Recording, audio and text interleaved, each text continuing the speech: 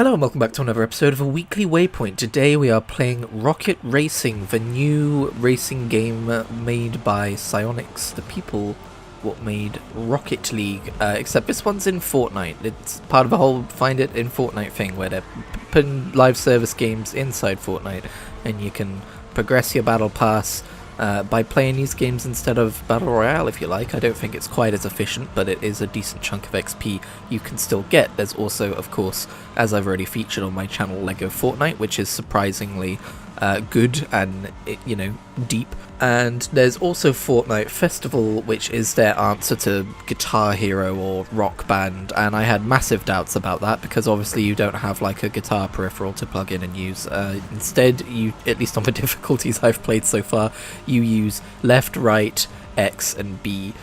So, four simple buttons. You think it would be nice and easy to remember what does what, but I don't know if I'm just getting old, but man, that was actually pretty difficult. I mean, I did okay. I was playing normal and I got like 4 to 5 stars on most songs, but some of them, man, whew, some of them. Let's talk about Rocket Racing first. In this video, I think I mostly go up against AI opponents because it always places me first on the podium and everyone has nicely decorated cars, which when you race against actual real people, we all just look like blue octanes because for some reason the cars in the Fortnite store are incredibly expensive and they give you hardly anything to work with when you first start this game. I do wonder if I need to like log into Rocket League before like a bunch of stuff from Rocket League will transfer over to my locker in Fortnite, but I went to do that and there was like a 25GB update, so I have not yet tried that. But yeah, I really like Rocket Racing so far. It reminds me of like a Hot Wheels racing game for the PS2, like Hot Wheels World Championship I think it was called.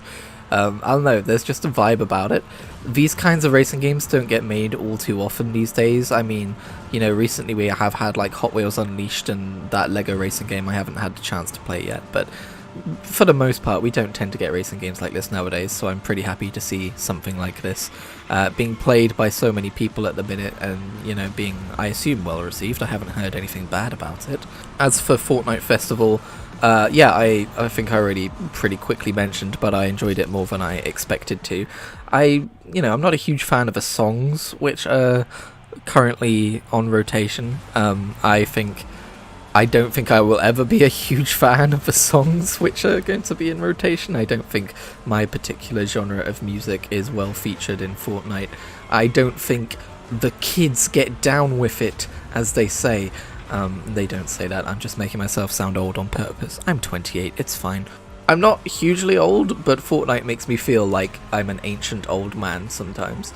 But all the same, the actual gameplay is pretty solid.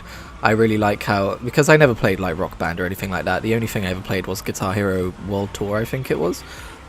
So I'm not used to being able to play other instruments, and I really enjoyed like the difference in the same song between like playing guitar or drums or vocals. But yeah, hopefully they vary up the genre that you can play in that mode, because right now it's pretty much all just like pop, and ick. I did like the song about the vampire, the shitty vampire ex-boyfriend. That's a really cool song. But yeah, overall I would say, oh, and if you want to know my impressions on Lego Fortnite, you can find my first impressions in a video that's doing quite well on this channel right now. But overall I would say all three of them are a pretty resounding success, so well done Fortnite. You can continue to act like you are the underdog and complain about not getting access to Nintendo IP. Epic, man.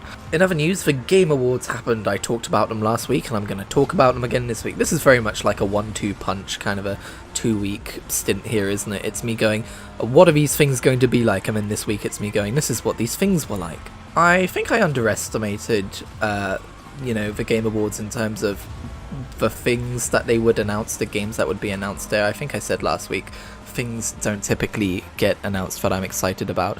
I was mostly remembering like usually what they close out on is like a major title that I don't really care about, like Elden Ring or Death Stranding or something.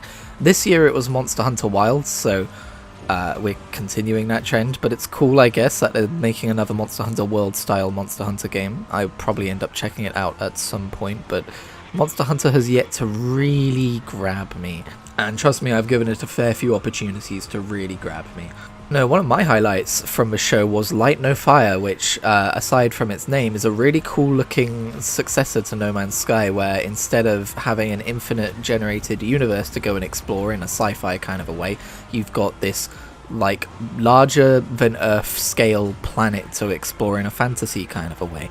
And you know, I'm taking my hype with a pinch of salt, because despite how No Man's Sky has been supported over the years, I do remember the last time Sean Murray released a new super ambitious game, and when he was on stage, I was very much like, I feel like I'm watching Sean Murray from 10 years ago again, you know? This man is so excited and promising the world, like literally promising the world, but hopefully it all comes together in a fun way.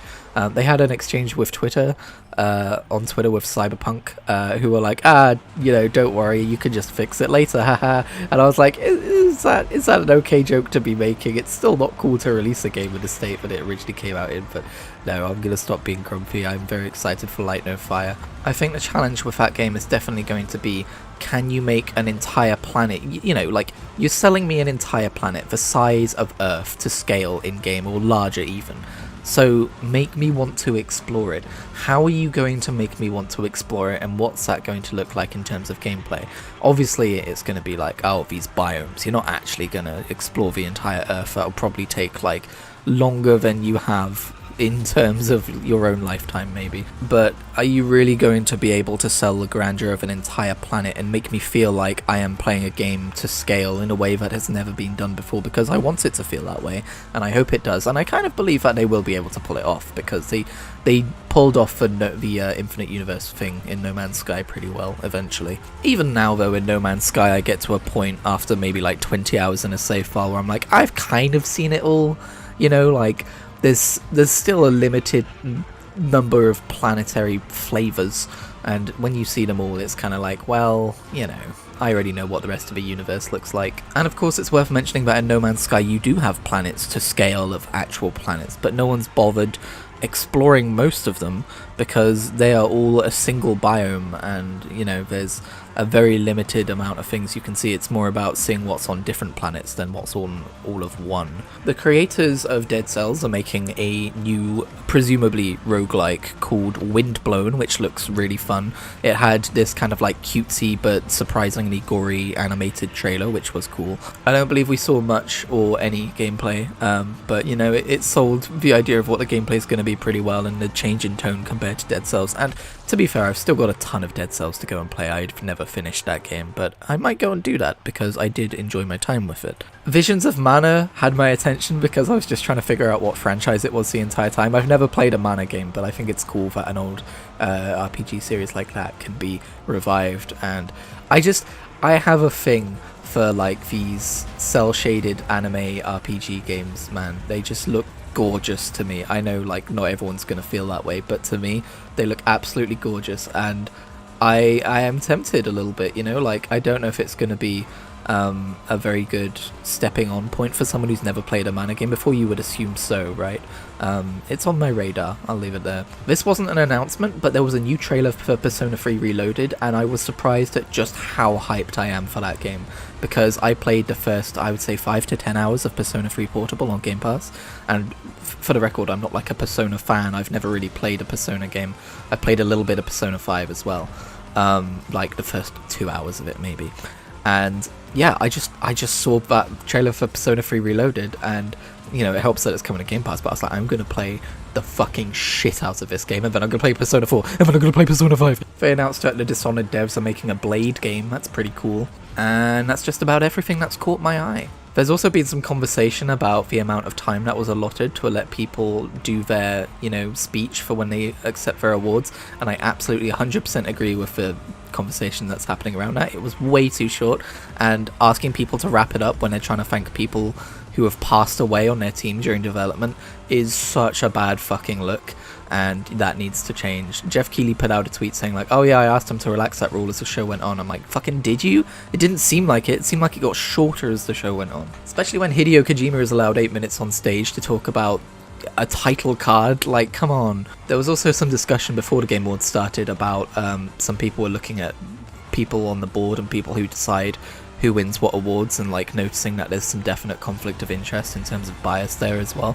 I didn't look too far into that, but I definitely saw some discussion around that, and yeah, it's a shame. I don't think the Game Awards is quite the unbiased, you know, award show that focuses on the warding people who have worked hard that it should be. Anyway, lastly in this week's episode, I just want to talk very quickly about the fact that I am still enjoying World of Warcraft Season of Discovery. My main character is now level 21 and I've got an alt who's level 10.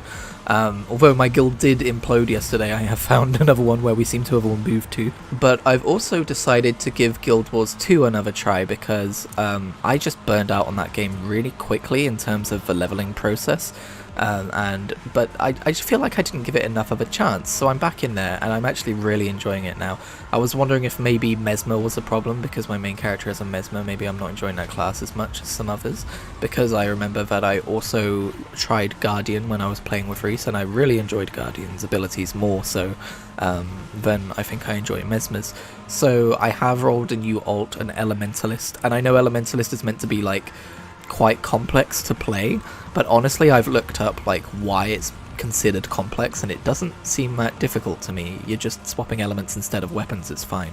I'm having a really good time with early Elementalist and seeing kind of like the human starter area as well and what's going on with them in the story, and I'm getting more of a sense of Tyria as like a whole, and I've also been continuing to play my Mesmer who's level 40, and that seems to be where the main story really kind of starts to begin in terms of like getting you out of your racial starter area and like learning about what's actually happening in the wider world and how it affects you. And yeah, I don't know, I think there's still some things I can do to tweak my Mesmer build, like maybe instead of using the weapons I'm currently using, I could use some different ones for some more interesting abilities.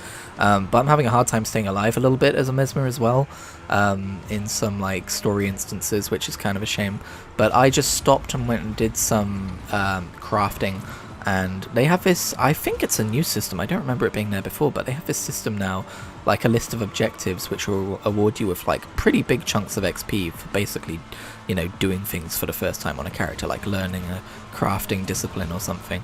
And yeah, you'll see it in the next video I put out of Guild Wars 2, whenever that is, but I got from level 41 to 44 just from doing some crafting, and I was like, Jesus, this is better than just going and grinding hearts, you know, because that's what it felt like when I stopped playing. It felt like I was just grinding hearts. But yeah, in summary, I'm giving Guild Wars 2 another chance, and I'm glad that I am, because I think it's really pulling me in this time. I think maybe leveling in Classic WoW also maybe helps a little bit, because I am used to a much slower pace of leveling, so it feels a little bit more rewarding than it did before jumping back into Guild Wars 2. There's also parts of my brain which are like, hey, go check out Leagues and Old School RuneScape while you still can, and oh, hey, go play Final Fantasy XIV and get caught up with the latest story patches, and like, for some reason I'm really itching to play a healer class specifically, or healer job specifically in Final Fantasy XIV right now. I healed that dungeon in a Classic WoW recently, and I was like, you know what? Healing's pretty fun when the stakes are high. Like, it's stressful, and that's always why I've tried to stay away from it, but it's also pretty fun. And now I just kind of want to do healing in a game that kind of does it probably a little bit better, a little bit more modern. But I am going to stay away from those games and keep my attention span locked on World of Warcraft Season of Discovery, Guild Wars 2, and Yakuza Like a Dragon, which has recently hit me with a spike in level requirements for a boss fight and a really, really, really slow grind to be able to level up, which is kind of annoying and frustrating, but there it is. Thank you very much for watching this episode of A Weekly Waypoint. Hope you're doing well, and I will see you next week.